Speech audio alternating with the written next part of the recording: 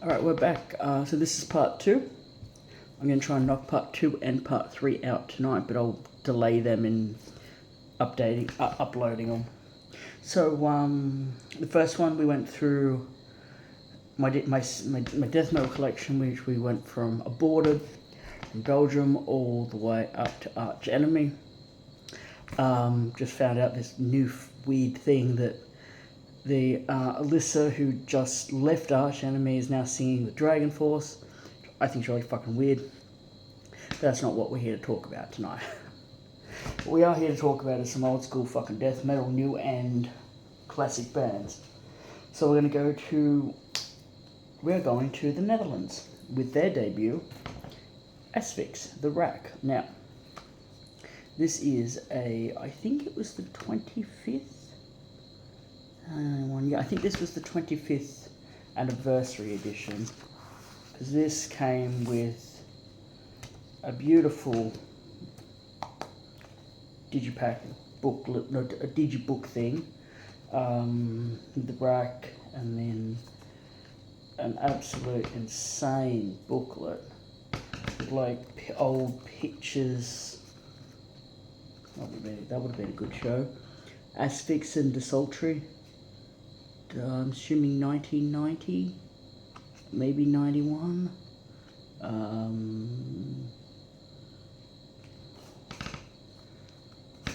do we got here? Oh, that would have been another good one. Gorefest and Asphyx from 1991. Now this is just beautiful. So, the original art. Why they never really did. And then this is what the cool part. No, it also came with this sticker. 30 years of Death, Doom, Damnation. The, I think, original art they never, wasn't used. That's cool. And the art they did use, the one everybody knows.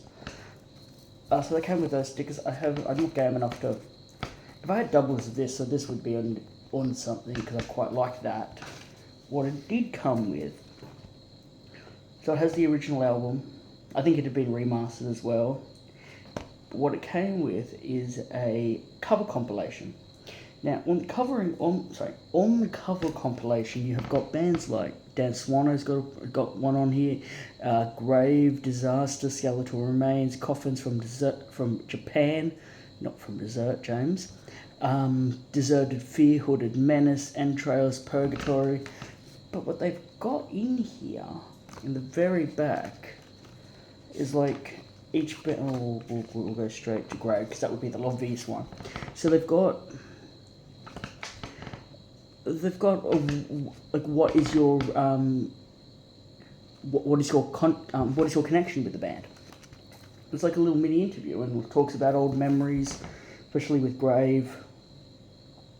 They would have played a lot of shows together over the years and across the globe. So a lot of this is like stuff from 2006, 16. Then like if the cover went back, so the Hooded Menace one, the Coffins one did. That was from 2007. That was okay. So the Grave one was 2008. A lot of these, yeah, I'd say this was purposely done for this, but the other half of the songs weren't. I know I've never listened to the band Purgatory. I feel like Maze of Torment has mentioned them, but I can't remember everything. This is so much. Okay, here's the sticker. So, Asphyx, The Rack Anniversary Edition, limited edition 2 CD media book, 3,000 copies worldwide. Liner notes, previously unfinished artwork, and 3 stickers. So that would be the other image. And then the bonus cover disc. I've never heard the bonus cover disc. I really should.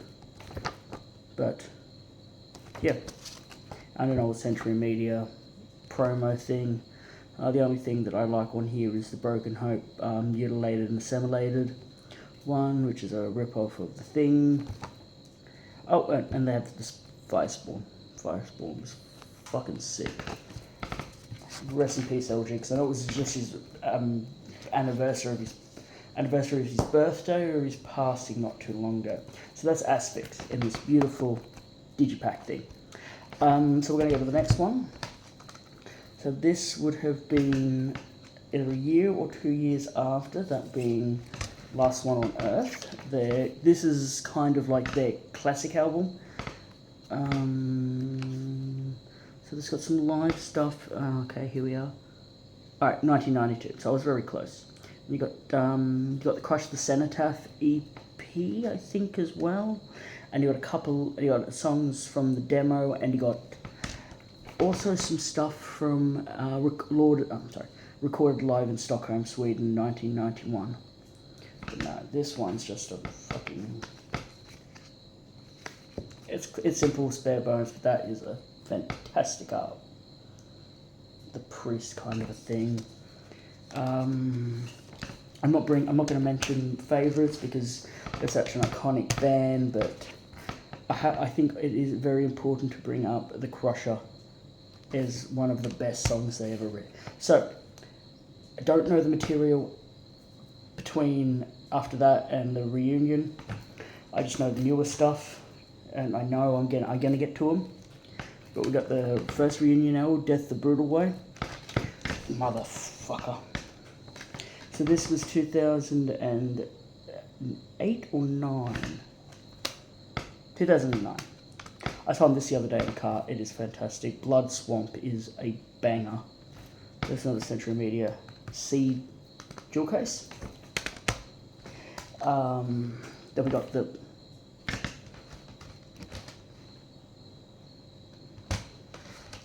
follow-up. So my thought was always that this one was later than 2012, but it isn't. This is Death Hammer. Trying not to get the glue. I don't have this in the... Oh, you know what? I don't know. I'll move this out of the way. So we've got this. Death Hammer is a fantastic release. It's just fucking Asphyx. Then we've got Incoming Death, another fantastic release. It's just the Dutch sound. It's a crushing brutality. And then we've got the newest one, which is already 5 years old, with Necrosaurus. I think this is one of their best albums. Nothing really can be said that hasn't been said, except the fact that I haven't gotten to see them live. They did play MDF last year, but I wasn't able to make that one, so didn't get to see that. So hopefully we have an Australian show somewhere, maybe. I know they're looking at slowing down the touring, even playing the shows with regularity, but Asphyx is a great band, and another band I'm really stoked to have, and I need to continue going through. So, let's go over this stack next up. Next up from Sweden, we have At the Gates, with their first EP being Gardens of Grief. I picked this up in a sale bin for $5 because I don't think anybody knew what the fuck it was. So this is a very similar style to Grotesque, a lot really unhinged. This would then proceed to follow up what would come on the next two, being like a little more unhinged and unpredictable. But this got some really fantastic riffs. I really would have loved to have seen them play stuff from this era, but they obviously they can't anymore. But no, Gardens of Grief is a fantastic debut EP and an interesting stepping point in Swedish death metal, I think. So next up, from 1992, we've got the debut.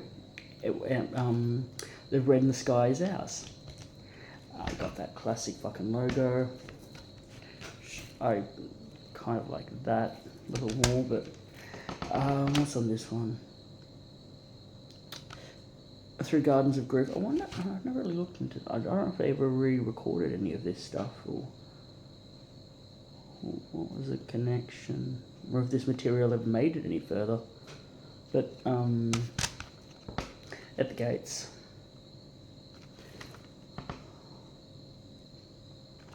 It's a great debut, I guess. So this is kind of my favourite.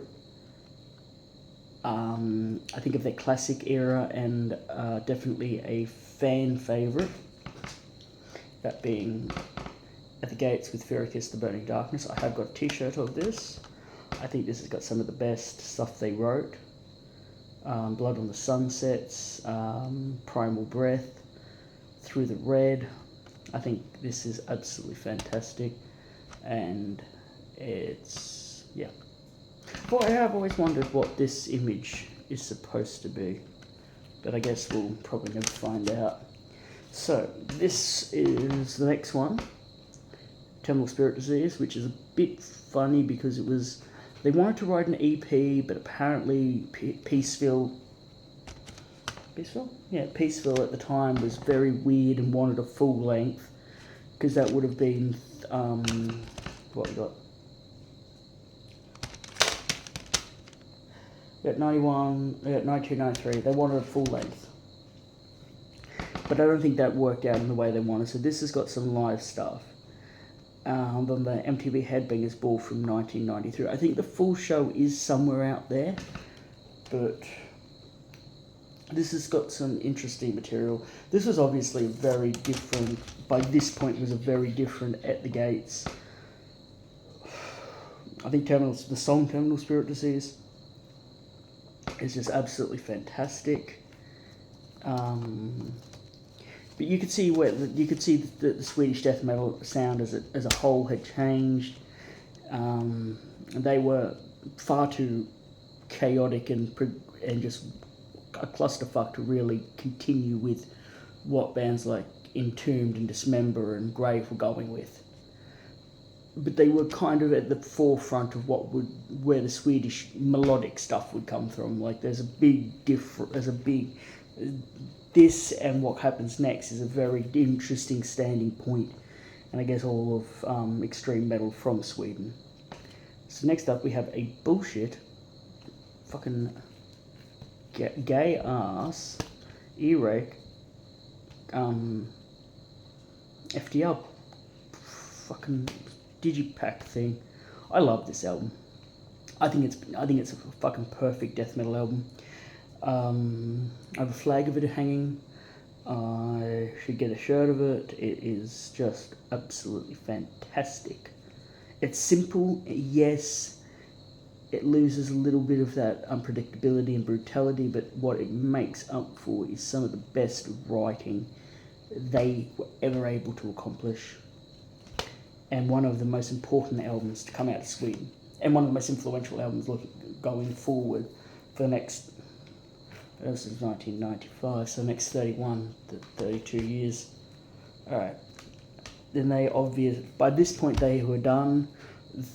Death metal was kind of dead in a way. So they decided to take a break. Then they came back in 2008. And then a couple of years later they decided they were going to record an album. In 2014, we got At War with Reality. And I think this is the single best At the Gates album. While I love With Ferricus the Burning Darkness and I love Slaughter to the Soul, I think this is an amalgamation of everything they were trying to do. And it is fucking fantastic. I fucking love this album so much. It's just so, it's everything. This is like my favourite At the Gates. It's one of my favourite Swedish death metal albums ever. Hands, it's just so simple. It's just a fucking banger of an album. If you've never attempted to give this album a fair chance, I think you're doing a disservice to yourself. You need to get your ass. You need to fucking jam this shit. It's just fucking sick.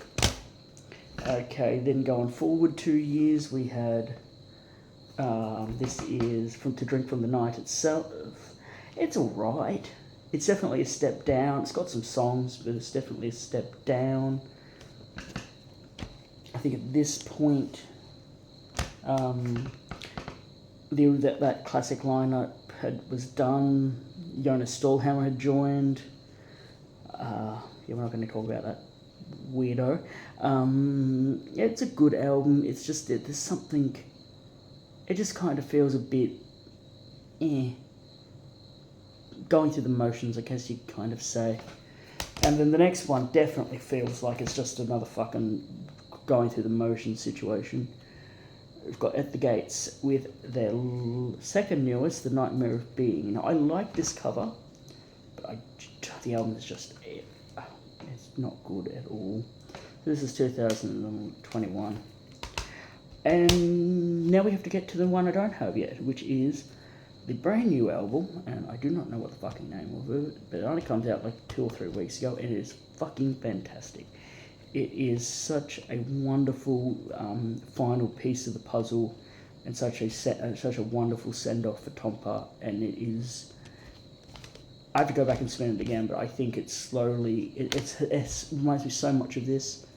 It's just a fun time. But no, that's At the Gates. Another band I never got to see, which sucks, but by the end of it, they weren't really playing a lot of the classic stuff. They were just playing the more middle era, and it would have been good if it was on this tour cycle, because that shit would have been wild. Or even the first lot of reunion shows. I know they did come down here. They did play Down Under when they first came back for the first time. They actually played a lot of countries they'd never even played. But no, At the Gates. I think if you're going to start out, no, fuck it. This is your starting point. This will always be your starting point. Alright, let's go. Let's continue, and let's go to a little band from Detroit. A very influential band in the modern scene. A band that you can't say hasn't been ripping off Swedish riffs for the last 25 years, nearly 30. And definitely a band that has introduced a lot of kids to death metal. That being Black Dahlia Murder. Now, I was late to the Black Dahlia. I should have gotten into them when I was in high school because they were a massive band. This is their debut on Hollowed. Funeral Thirst is a banger, and yeah. It's the debut Black Dahlia from 2003. Then we've got 2005's My Asthma, even though I think that fucking cover is stupid. You got Statutory Ape with the ape. And Miscarriage has always been a song I've liked. No, this is a band I should have gotten into when I was younger. Didn't, and then years went by and I finally got into them in 2020-ish. So I got a good part of their career. But next up, in 2007, we have maybe their masterpiece, being Nocturnal. Fuck, this album is a banger. Everything Went Black, Worship Only What You Bleed, Death Master Divine, Warborn, sorry. And then this one's a very divisive one amongst the fan group, because everyone loves the previous one and the one that comes after, but I think this is absolutely a masterpiece in some weird way, being Deathlorate. Necropolis, and the song I Will Return is maybe the best, is like the intro song for a fan to get into. Plus this artwork's always been really cool. It's just... And it's got a bonus disc, and I think, if I can remember correctly, the bonus DVD, is them playing in Iceland.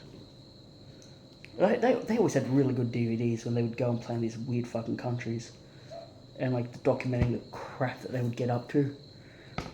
Like when Trevor was alive with us. Then we've got the next one. Now this one seems to be the fan favourite, but I've never really clicked with it properly. But I do like this cover. The green is very, very nice. It's also a very cheap digibook. But we're not here to bitch about digibooks, like usual. So Ritual, don't know, just it's never really clicked with me. And I've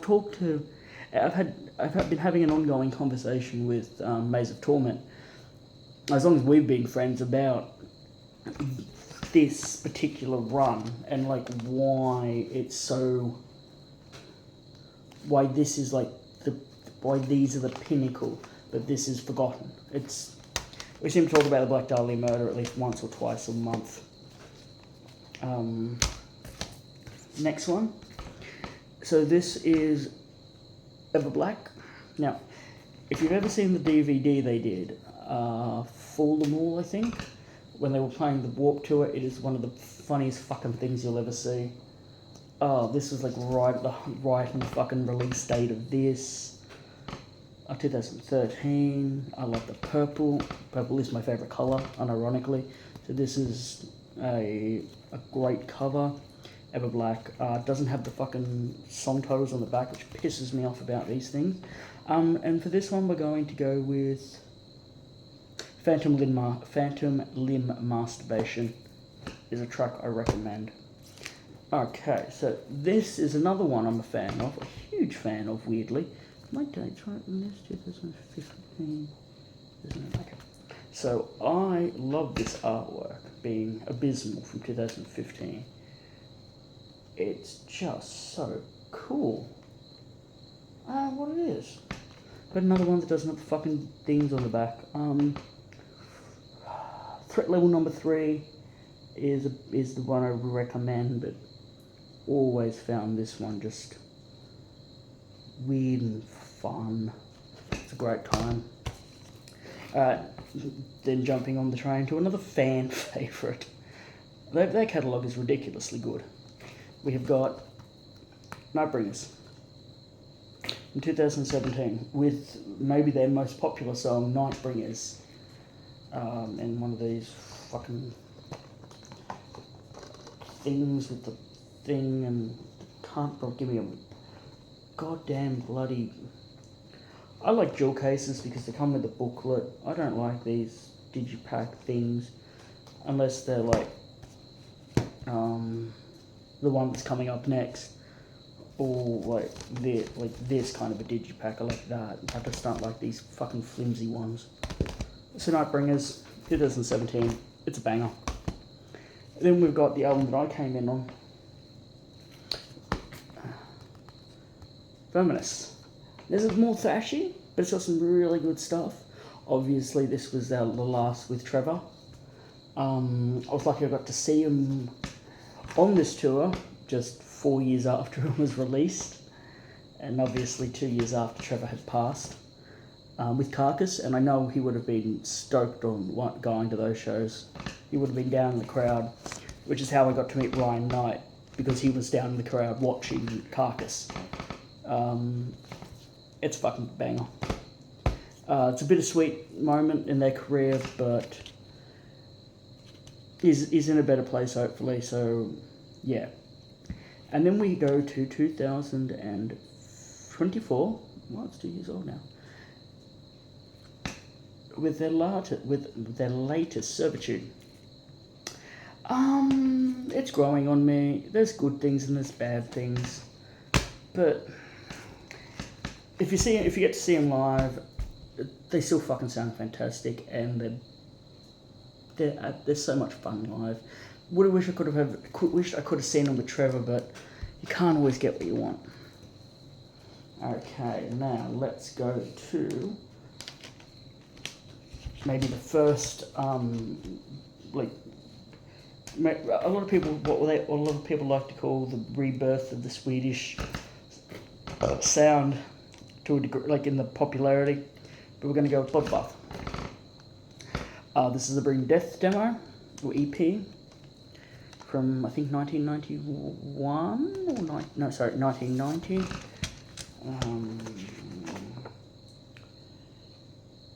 When did they record? Oh yeah, 1999, so it would have come out in 2000, yeah. It's just an absolute, so this is the thing, and then this is, get the fucking, look at that, that's cool, that'd be a good shirt. Very back tattoo, very, very fucking evil and Very cool. Alrighty, let's continue. So Bloodbath. Look, the great goddamn thing. This one. Alright, so it's Bloodbath. Just a fun band, man. Holy shit. Bloodbath. Within a couple of years later, you had the first album, Resurrection Through Carnage, and I think this is their best fucking album. Holy crap, I love this album so much. It's just such a... It's like watching a really shitty copy of Texas Chainsaw Massacre, and it's just on VHS where it's all really bad. And it's just fun. It just makes you happy listening to it. It's got that like brutality and appeal. This is my peak of their catalogue.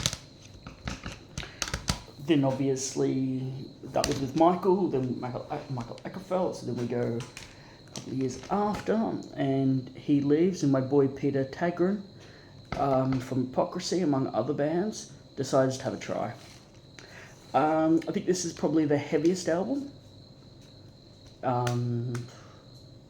Eaton is like the fan favourite. Is the hit, I think, Outnumbering the Day, Brave New Hell. Seeing him live with them would be very interesting. I don't know if he'll ever... I know he never really wanted to do it, that's why he just did the album, but it would be interesting if he just did a song with them. If he can do a song with them. If he's vocally able to. So that project gets done, Michael comes back, they do a couple of live shows in that period of time.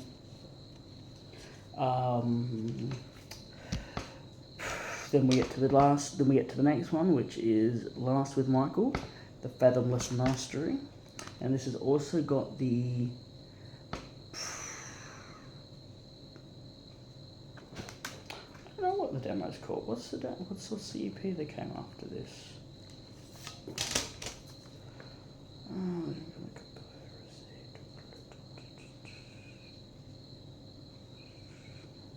Should know these things, but I don't.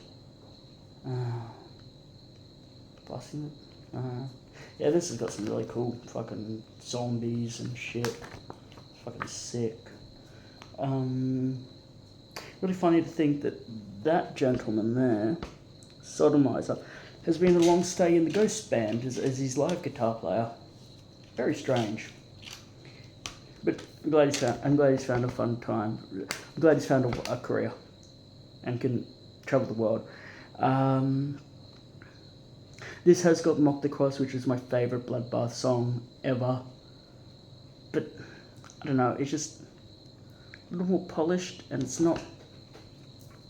I mean, I still think these fucking fantastic releases, but they kind of get worse for me, just a little bit. Okay, so then we jump, Michael's left again, jump forward a couple of years, and we get Grand Morbid Funeral. I remember when this came out, and I didn't like it. I thought the music was good, I just couldn't get into it vocally. Jump forward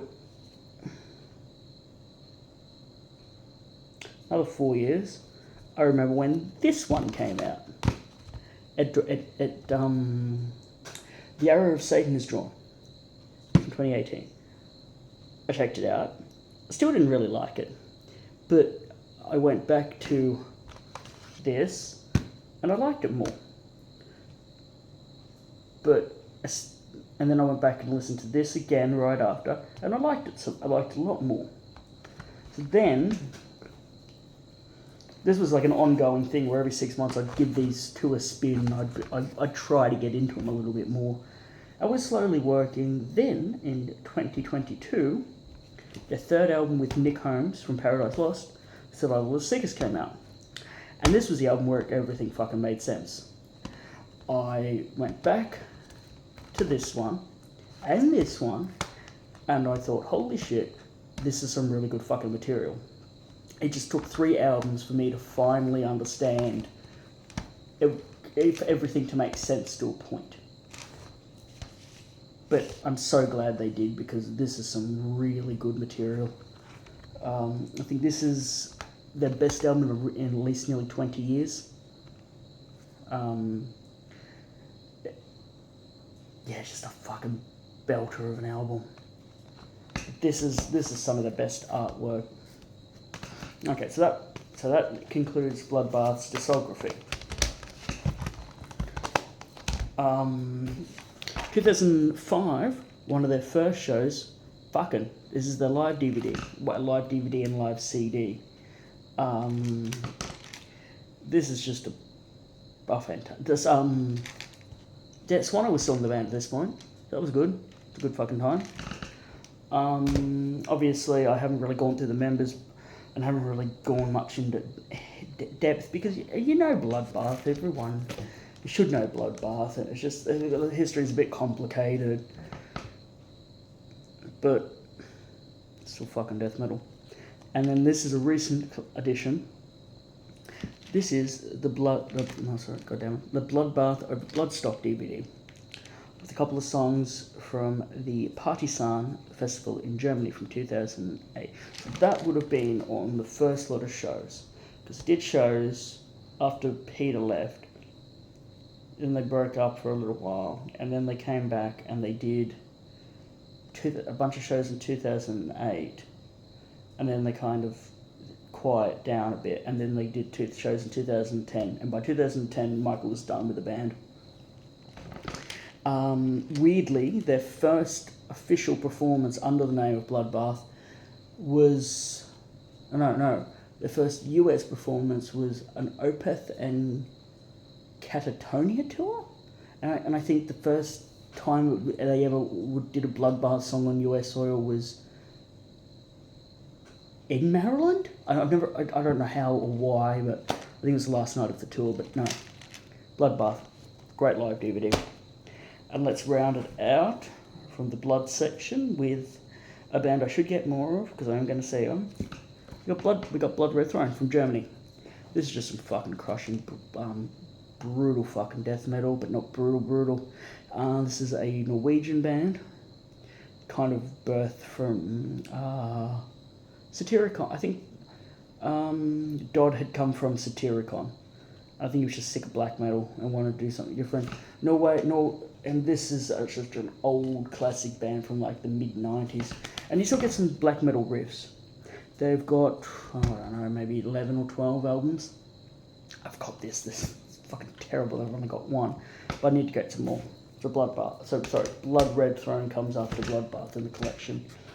Alrighty, let's finish up with 2 more bands. Let us go to...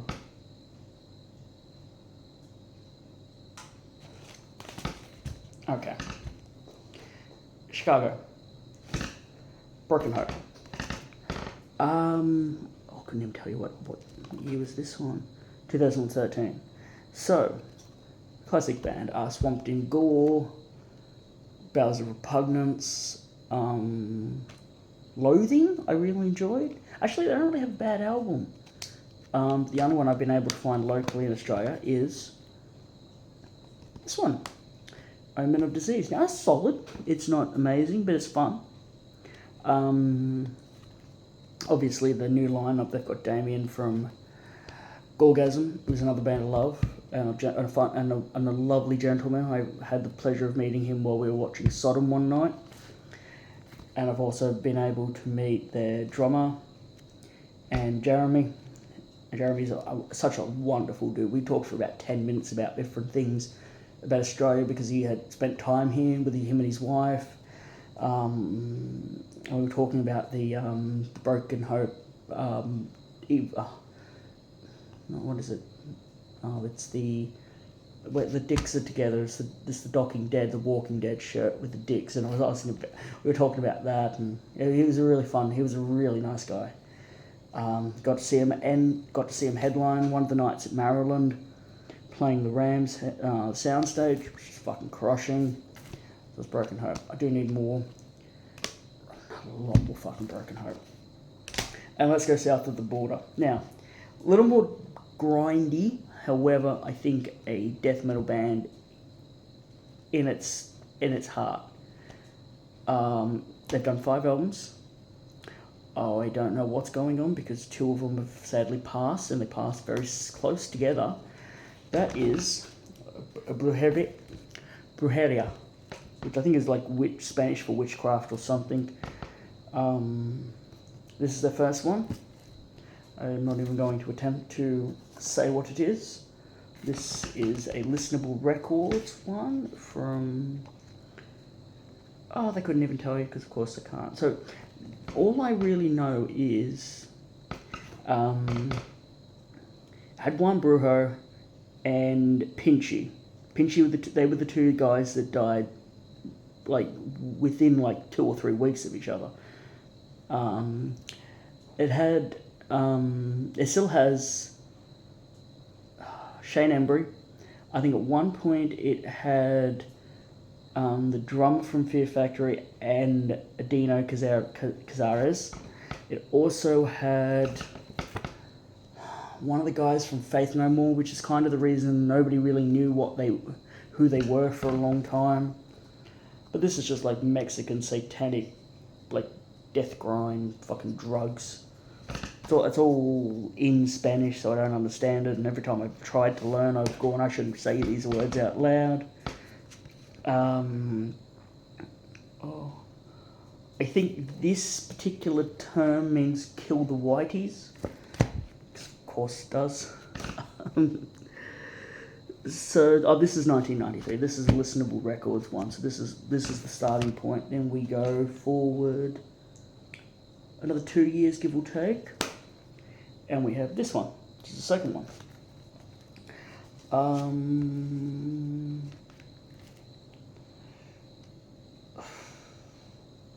I really don't. There was a point where like there were rumors that they were being investigated by the FBI because they thought it was so legitimate of a thing that like the drug cartels were starting to sniff around on what they were actually up to, even though they just used the imagery and like the things to kind of make a political point. Coming from Southern California, obviously close to the Mexican border, and like samples of all the old greats and political things. I think this is the one that's got Peter Wilson, and he's basically, the opening is him just saying he just wants to deport all the Mexicans, and all sorts of stuff. So then we jump forward a few more years to 2000 with this one. Now these two, oh god, you got 19 and you got about 15. So you got this one. I always felt like it was a shorter album.